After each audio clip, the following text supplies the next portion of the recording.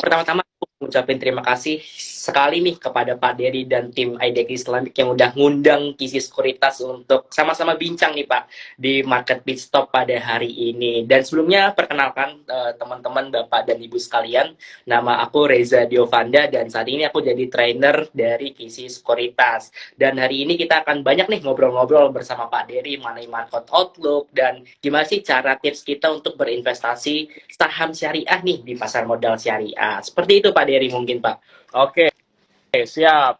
Mas Reza, nah untuk mengawali kegiatan kita kali ini, nah seperti biasa pertanyaan yang selalu ditanyakan ke teman-teman sekuritas gitu ya, bagaimana kondisi market hari ini gitu ya. Silakan Mas. Oke, ya kita tahu sendiri ya Pak, tadi pagi sebenarnya ada beberapa volatilitas ya yang ada di Composite sendiri. Di sesi pertama mungkin di jam 10, di jam setengah 10 tuh ada kenaikan yang cukup signifikan, tapi di closing ini ya, ini belum closing atau sudah ya? 16.09 ya, ini udah mau ya Pak. Itu sekarang malah closingnya turunnya cukup signifikan juga nih Pak. Nah, terkait itu kita ngelihat ya dari pertama kalau misalnya kita ngelihat dari analisa teknikal sendiri nih Pak, aku ngelihat bahwa memang di saat ini itu composite udah berada di area resistennya Pak, di area 6.900. Kalau misalnya kita lihat berbalik sekitar 3 minggu sebulan yang lalu itu memang si composite ini atau dari ISG sendiri memang udah jauh banget ya naiknya ya Pak, dari area supportnya di 6.600 sampai sekarang itu di 6.900. Nah, di pelemahan hari ini pun juga ada beberapa berita negatif juga nih Pak, terkait beberapa berita inflasi dan suku bunga yang ada di Amerika nih. Kemarin malam atau tadi malam ya dini hari itu ada data bahwa The Fed kembali mengumumkan untuk menaikkan suku bunga kembali sebesar 25 BPS. Jadi ini adalah salah satu sentimen negatif ya Pak untuk capital market secara utuhnya, karena yang kita ketahui bahwa The Fed ini udah berkali-kali ya untuk menaikkan suku bunga sejak Maret tahun 2022 itu udah 11 kali untuk menaikkan suku bunganya kembali. Dan hari ini itu kembali naik sebesar 25 BPS. Terus ada lagi nih Pak, ada kemungkinan bahwa kedepannya akan dinaikkan lagi 1 kali lagi, tergantung kondisi ekonomi pada negara tersebut. Seperti itu Pak. Mungkin tuh sentimen negatif dari Composite, kenapa sih hari ini tuh melemahnya cukup signifikan. Lalu kalau misalnya kita lihat lagi ya, kan sekarang melemahnya 0,70%-an ya Pak. Dan kalau misalnya kita ngelihat dari nilai transaksi Pak, nilai transaksinya itu hari ini cukup bisa dibilang sepi ya Pak. Dari kalau misalnya kita lihat nilai transaksi 10,849 triliun ya Pak Dery, di mana ada 215 saham yang menguat, ada 326 saham yang melemah, dan ada 204 saham yang tidak kemana-mana. Begitu Pak Dery untuk pergerakan market pada hari ini kurang lebihnya. Oke, jadi tahu ya teman-teman, lumayan market hari ini memang cukup challenging, tapi sebenarnya kan kita punya waktu sampai bulan September nih, Mas Reza. Nah, kira-kira menurut Mas Reza, bagaimana kondisi market kita sampai September nanti, atau bahkan mungkin bagi teman-teman yang kan ini memang kegiatan ini kegiatan trading biasa ya. Kalau misalnya orang mau tahu sampai Desember, kira-kira kondisinya seperti apa? Apakah harapan kita semua melewati 7.000 akan tercapai atau tidak? Silakan Mas Reza. Ya, kalau misalnya menurut aku pribadi nih Pak, ini minggu-minggu di sini tuh minggu-minggu yang cukup genting ya bagi Composite kita, karena memang yang aku bilang tadi di awal bahwa kita sudah berada di area resisten yang cukup kuat di 6.900. Mungkin kalau misalnya kita throwback ya di tahun 2023 itu udah 3 kali sampai 4 kali ISG ini mencoba untuk breakout dari atas area 7.000. Namun memang sudah 3 kali juga ISG ini gagal untuk breakout dan kembali lagi ke area supportnya. Ya kita berharap ya di minggu ini 1-2 minggu ke depan tuh bisa lah ya untuk breakout dari area resistennya tersebut. Nah, jika misalnya kita lihat dari technical analysis Pak, kalau misalnya nanti ada breakout di atas area 7.000, itu bisa jadi ada tanda-tanda reversal Pak. Ada tanda-tanda perubahan arah. Dari arahnya tadinya cenderung sideways ke downtrend itu, bisa jadi ya untuk resisten selanjutnya itu ada di angka 7.100. Seperti itu Pak untuk gimana kita lihat ya resisten dari ISG tersebut. Ya, saya juga sama Mas, melihatnya confidence market itu sangat bergantung sekali di di psikologis 7.000, karena kalau misalnya udah sampai 7.000 kita yakin sebenarnya ada harapan lah gitu ya untuk melewati lebih dari 7.050 atau 7.100. Tapi memang ya kita mesti tunggu karena memang berita kemarin juga cukup mengagetkan ya, karena memang kalau boleh dibilang dan di apa namanya dipantau di berbagai historical gitu ya. Ini kan sebenarnya lebih dari 15 atau 20 tahun ya. Ini tertinggi ya untuk suku bunganya gitu ya. Karena memang jarang-jarang sekali terjadi. Nah, kira-kira dampaknya ke sektor apa nih, Mas, yang paling banyak sehingga teman-teman yang ikutan IDX Islamic Challenge ini jadi aware gitu. Silakan, Mas. Oke. Yang pertama kita harus ketahui ya Bapak Ibu dan teman-teman sekalian bahwa suku bunga ini dikarenakan oleh adanya inflasi atau produk dan jasa yang harganya cenderung akan naik gitu ya. Dan kita lihat juga sebenarnya ya dari tahun kemarin Juli tahun 2022 itu baik Amerika, baik Indonesia itu inflasinya agak cenderung lebih melandai ya Pak. Dan kalau misalnya sekarang kita lihat minggu lalu itu BPS sudah ngumumin kalau misalnya inflasi yang ada di Indonesia itu berada di sekitar 3,5%. Namun suku bunganya belum diturunkan, tetap di angka 5,75%. Hal ini bertujuan dikarenakan pemerintah itu punya target di tahun ini untuk angka inflasinya itu di angka 3,25 dan di tahun 2024 itu inflasinya di angka 3% sampai 2,5%-an. Makanya kenapa secara 4 bulan berturut ini Bank Indonesia tidak menurunkan suku bunganya. Nah, ketika ada kenaikan suku bunga, ketika ada penurunan suku bunga, itu ada beberapa sektor yang perlu kita perhatikan karena ada yang diuntungkan dan ada yang dirugikan. Nah, kalau misalnya ketika kita lihat ya, ketika suku bunga itu tinggi, sektor-sektor yang diuntungkan adalah sektor-sektor berbasis perbankan dan lain-lainnya. Tapi ada kemungkinan nih di sisa 2023 ini atau di beberapa bulan ke depan itu ada kemungkinan ya bahwa suku bunga itu akan diturunkan. Karena melihat bahwa inflasinya itu juga udah di angka 3%, sedikit dengan tujuan-tujuannya tadi ya 3,25% tersebut. Nah, kita perlu tahu juga bahwa ketika suku bunga itu turun maka ada beberapa sektor yang diuntungkan nih teman-teman semua. Yang pertama tentunya adalah consumer goods. Karena apa? Tentunya dengan yang namanya inflasi itu turun, harga-harga jauh lebih murah daripada sebelumnya, dan suku bunga itu juga turun, itu yang membuat daya beli masyarakat kita itu akan cenderung lebih tinggi juga nih nantinya bakalan. Nah, itu yang membuat ini menjadi sentimen positif terhadap sektor-sektor consumer. Yang kedua, juga ada sektor-sektor properti nih yang wajib kita lihat nih ketika nanti ada penurunan suku bunga. Karena memang ya biar bagaimanapun cenderung masyarakat kita ketika membeli properti pasti erat kaitannya dengan yang namanya KPR dan lain-lainnya. Nah, ketika nanti ada suku bunga yang cenderung lebih turun, maka itu ada kesempatan nih, ada momentum bahwa masyarakat bakalan kembali ingin membeli properti seperti sedia kala seperti itu. Jadi memang ada beberapa sektor yang diuntungkan ya seperti aku ngejagoin consumer dan properti. Seperti itu Pak Dery mungkin untuk outlook-nya. Oke, sip ya teman-teman, udah dicatat nih gitu ya.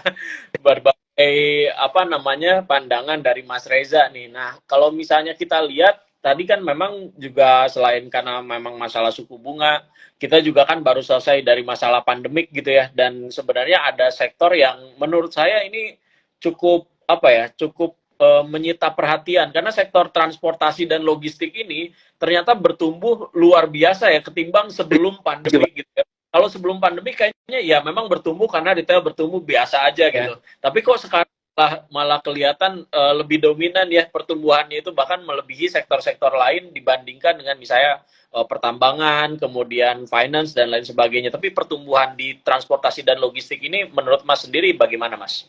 Oke, saya setuju ya dengan Pak Dery, Pak. Logistik dan transportasi ini sebenarnya memang kalau misalnya kita ngeliat dari chartnya itu semenjak akhir tahun 2022 tuh mulai reversal ya Pak, mulai berbalik arah.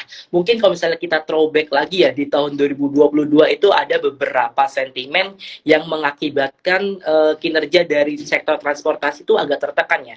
Yang pertama tentang mobilitas warga atau masyarakat yang dibatasi ya Pak. Mungkin waktu pandemi kemarin banyak lockdown, banyak PPKM, banyak PSBB yang membuat mobilitas masyarakat tuh agak tertekan atau dibatasi gitu ya Pak, yang membuat memang transportasi ini agak tertekan juga nih untuk pembuatannya dan sebagainya. Yang kedua juga kita lihat bahwa di tahun 2022 di bulan-bulan 10 atau bulan 9 kalau nggak salah itu ada kebijakan untuk kenaikan harga bahan bakar minyak atau bensin. Jadi di situ memang sektor transportasi sudah mobilitas warganya juga tertahan, terus juga bahan bakar yang buat cost mereka juga agak naik, yang membuat sektor transportasi itu di tahun 2022 sangat-sangat tertekan ya Pak. Namun kalau misalnya kita lihat ya di tahun 2023 ini ada kesempatan nih, ada peluang dari sektor transportasi ini. Yang pertama, mungkin tadi yang dibilang oleh Pak Dery ya, tentang mobilitas masyarakat tuh cenderung agak lebih kembali lagi nih pasca COVID ini, karena di 2023 ini udah nggak ada PSBB, udah nggak ada PPKM, udah nggak ada lockdown, apalagi sekarang banyak transportasi yang sudah memperbolehkan tidak memakai masker nih Pak Dery. Artinya juga ada sesuatu sentimen positif lah untuk sektor transportasi ini. Saya setuju nih dengan Pak Dery, transportasi Pak. Oke, sip. Kalau dari sisi logistik, Mas, apakah ini menunjukkan bahwa retail kita mulai bertumbuh atau misalnya ternyata memang industrinya memang sedang bertumbuh gitu tanpa didasari oleh sektor lainnya? Silakan, Mas. Tentu ya Pak. Kalau misalnya kita lihat dari logistik sendiri, memang ini juga ada kaitannya dengan transportasi tadi, Pak. Kita ngelihat juga dari beberapa konsumsi dari masyarakat juga agak bertumbuh dari tahun-tahun sebelumnya pasca COVID-19. Jadi menurut aku memang ini waktunya dia untuk berbalik ke arah sih, Pak, dari sektor logistik sendiri ya. Karena memang dari tingkat konsumsinya juga lebih oke daripada sebelumnya, juga tingkat inflasi juga lebih rendah, yang membuat juga sektor logistik ini mempunyai demand yang cukup tinggi gitu loh Pak di sektornya sendiri. Oke, sip. Jadi teman-teman udah lumayan ngelihat ya bahwa sebenarnya udah ada perkembangan yang cukup baik ya dari pasar modal kita dan kondisi perekonomian kita. Padahal sebenarnya di akhir 2022 ini sebenarnya masih banyak yang ketakutan bahwa akan terjadinya resesi gitu ya. Padahal sebenarnya kalau kita lihat gitu ya, kondisi perbankan kita juga relatif baik-baik aja, kondisi perekonomian juga sebenarnya kalau inflasi segini menurut saya masih cukup terjaga ya, bisa disebut juga. Kemudian dari apa namanya nilai tukar juga masih cukup stabil gitu ya. Nah, apakah bahaya resesi ini masih mengintai perekonomian Indonesia gitu sehingga harus mulai dikhawatirkan oleh para investor? Menurut Mas Reza kayak gimana?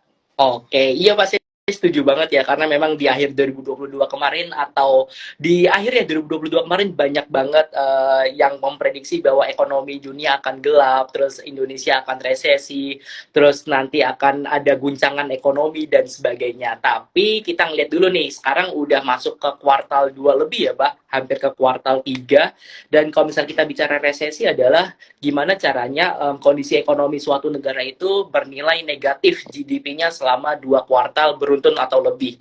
Tapi kita ngelihat ya dari 2 kuartal ini Indonesia baik-baik aja gitu ya. Malah kalau misalnya kita lihat inflasinya cenderung turun.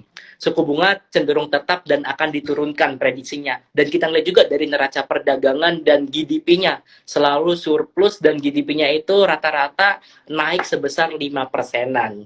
Jadi ini menunjukkan sebuah indikator positif lah ya, bahwa nanti kalau misalnya kita udah melewati dari kuartal 3 ini, bisa jadi bahwa resesi itu ya di Indonesia agak cenderung, probabilitasnya agak cenderung lebih sedikit gitu loh Pak. Jadi memang kita lihat dari prediksi yang di tahun 2022 ini, sampai hari ini pun ada beberapa indikator yang masih kuat lah ya untuk perekonomian negara kita. Seperti itu Pak untuk pandangan saya sih Pak. Oke, sip. Teman-teman, ini kita karena memang ngobrol-ngobrolnya bebas, jadi teman-teman yang mau menyampaikan pertanyaan silahkan masukkan di kolom tanda tanya, kolom question, atau misalnya lewat kolom chat juga bisa, tapi enaknya di kolom question aja. Silahkan bagi teman-teman peserta ID Islamic Challenge yang masih mau tanya-tanya juga boleh kok, mumpung ada ahlinya di sini, dan kita juga sebenarnya udah mulai ada pertanyaan nih gitu ya. Mungkin kita selang dulu ya, ini pertanyaan lumayan jarang dibahas gitu ya.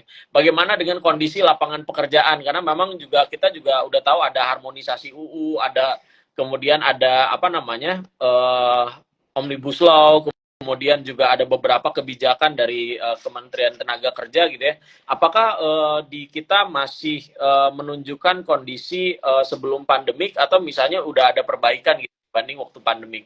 Oke, oke. Tentang yang ketenagakerjaan ya, kemarin memang ada beberapa undang-undang Pak yang sudah disahkan oleh DPR. Salah satunya adalah undang-undang tentang kesehatan ya Pak, yang itu menjadi sebuah sentimen positif tentunya terhadap sektor-sektor kesehatan.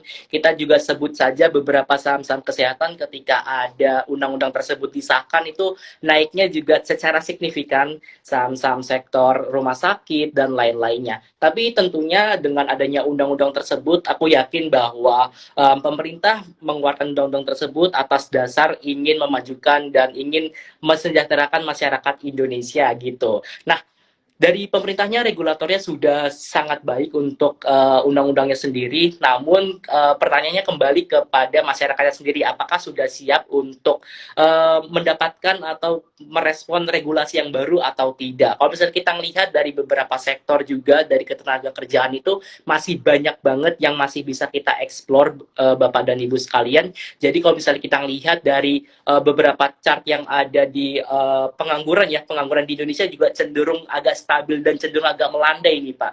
Jadi ini ada kemungkinan bahwa kedepannya kalau misalnya emang nanti akan melandai terus, ada kemungkinan bahwa nanti tingkat konsumsi juga akan berpengaruh kembali ya Pak, dan itu akan berpengaruh terhadap GDP Indonesia sendiri Pak. Oke, baik teman-teman, itu ya udah terjawab. Novia Novia Ramadian. Nah, ini udah ada satu pertanyaan dan tadi juga sudah dibahas teman-teman semua.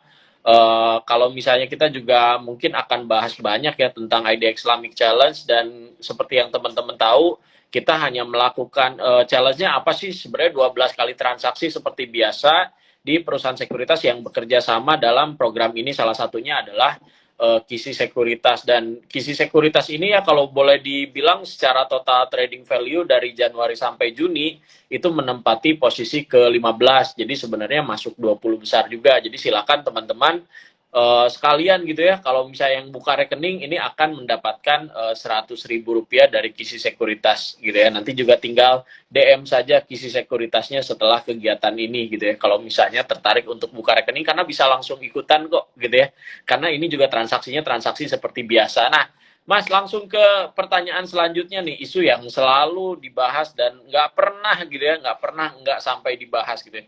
Kalau misalnya kita lihat di sektor retail gitu ya, karena memang orang sangat peduli gitu ya dengan sektor retail gitu ya, sebagai salah satu sebagai salah satu ujung tombak gitu ya di industri pasar modal. Kalau Mas sendiri ngelihat bagaimana kondisi sektor retail kita, apakah sudah membaik atau belum ketimbang semasa pandemi, karena beberapa perusahaan yang relatif cukup besar juga market cap-nya belum menunjukkan perbaikan yang signifikan gitu ya. Silakan Mas.